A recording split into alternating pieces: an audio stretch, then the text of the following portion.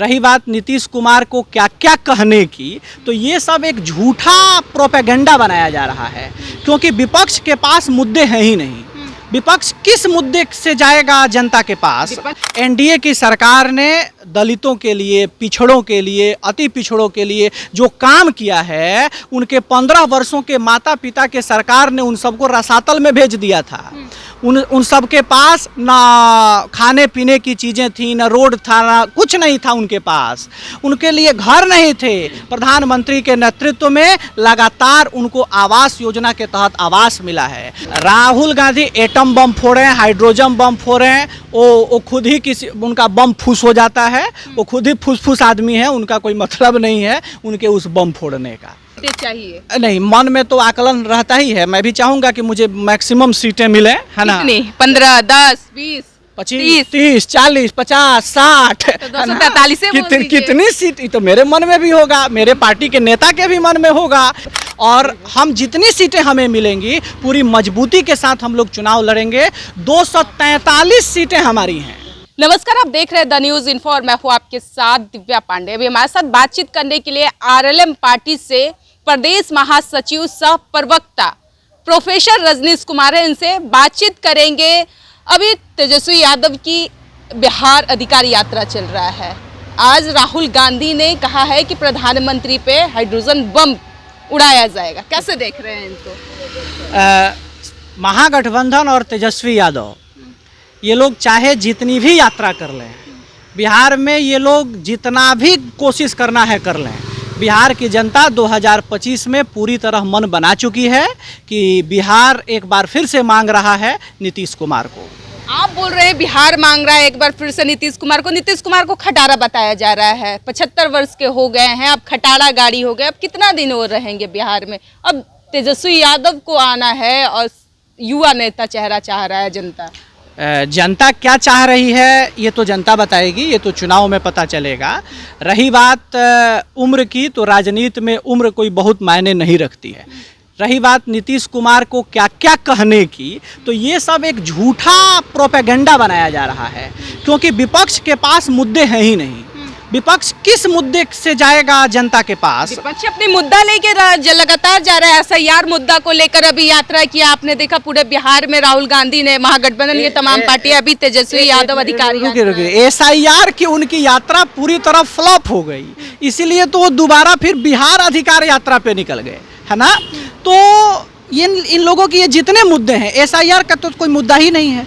कौन जनता आकर बोल रही है कि हमारा वोट कट गया, हमारा नाम कट गया वोटर लिस्ट से? बहुत लोग एक मिनट, अगर वो लोग जो आंकड़ा दे रहे हैं, अगर वो आंकड़ा वाकई में इस बिहार में रहता, तो बिहार में अब तक क्रांति हो गई रहती। बिहार राजनीतिक रूप से बड़ा जागरूक प्रदेश है। उनका कहना है कि आप लोग दलितों का आवाज और उनका वोट काट रहे हैं। उनके कहने से थोड़ी हो जाएगा। एनडीए की सरकार ने दलितों के लिए, पिछड़ों के लिए, अति पिछड़ों के लिए जो काम किया है, उनके 15 वर्षों के माता पिता के सरकार ने उन सबको रसातल में भेज दिया था।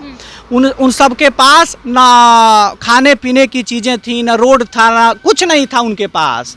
उनके लिए घर नहीं थे। प्रधानमंत्री के नेतृत्व में लगातार उनको आवास योजना के तहत आवास मिला है। मुख्यमंत्री के नेतृत्व में उनको बिजली मिली है, उनको सड़क मिला है। अभी आप देखिए बिहार में महिलाओं की स्थिति उनके शासनकाल में क्या थी। नीतीश कुमार ने 2005 में जब सत्ता संभाला है, तब से इस 20 वर्षों के शासनकाल में महिलाओं के जीवन में आमूल चूल बदलाव आया है। महिलाओं के जीवन में एक ड्रास्टिक चेंज आया है। आज बिहार में महिलाओं के लिए जितना काम हुआ है, आज़ादी के बाद से किसी भी सरकार ने बिहार महिलाओं के लिए उतना काम नहीं किया था जितना नीतीश कुमार ने काम किया। राहुल गांधी के इस बयान को कैसे देखते हैं? उन्होंने कहा है कि आज प्रधानमंत्री के ऊपर हाइड्रोजन बम फेंका जाएगा। राहुल गांधी एटम बम फोड़े, हाइड्रोजन बम फोड़े, वो खुद ही किसी उनका बम फूस हो जाता है। वो खुद ही फूस आदमी है, उनका कोई मतलब नहीं है उनके उस बम फोड़ने का। कितने सीटों पर आरएलएम पार्टी इस बार चुनाव लड़ने जा रही है? क्योंकि जो चर्चाएं चल रही है कि 10 सीटें, 5 सीटें, तो आप लोगों का क्या लगता है कि आप लोगों को कितनी सीटें मिलने जा रही है? देखिए बिहार में 243 सीट है और 243 सीट में एनडीए में 5 दल शामिल हैं अब 243 में ही ये पांचों में बंटेगा, है ना। तो अब किसको कितनी सीटें मिल रही हैं इसका दावा तो मैं नहीं कर सकता, ये शीर्ष नेतृत्व का काम है। एक होगा और, आकलन ना, कितनी सीटें चाहिए? नहीं, मन में तो आकलन रहता ही है। मैं भी चाहूंगा कि मुझे मैक्सिमम सीटें मिले, है ना। कितनी? 15, 10, 20, 25, 30, 40, 50, 60, तो 243 से बोल दीजिए। कितनी सीट, ये तो मेरे मन में भी होगा, मेरे पार्टी के नेता के भी मन में होगा। लेकिन तो मन को बताइए, हमारे जनता को जानना चाह रहा है आरएलएम पार्टी कितनी सीटों पे चुनाव लड़ेगी? ये जहाँ बताना होगा वहाँ हमारा दल बताएगा, हमारे नेता बताएंगे। यहाँ बताने से तो हमको कोई लाभ होने वाला नहीं है। जहाँ बताना होगा वो जो स्थल है, उस स्थल पे हमारे नेता जरूर मजबूती के साथ अपनी बात रखेंगे। और निश्चित तौर पे हमें अपने क्षमता, हमें अपने भागीदारी के अनुरूप हमें सीटें जरूर मिलेंगी, ये हमें पक्का भरोसा है एनडीए के तमाम नेताओं पर। और हम जितनी सीटें हमें मिलेंगी पूरी मजबूती के साथ हम लोग चुनाव लड़ेंगे।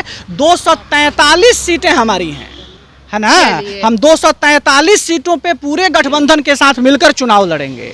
जीत किसकी होगी, महागठबंधन या फिर एनडीए? 100% एनडीए, 100%। 225 प्लस सीटें एनडीए जीतेगी, इसमें कोई दो राय नहीं है। आज लिख के ले लीजिएगा आप, और जिस दिन मतगणना होगी उस दिन फिर बात करेंगे। चलिए, प्रोफेसर रजनीश कुमार ने आज लिख दिया है कि 2025 में 225 सीटें हर हाल में एनडीए को आने जा रही है और एक बार फिर से एनडीए गठबंधन ही सरकार बनाने वाली है। फिलहाल इस खबर में इतना ही, धन्यवाद।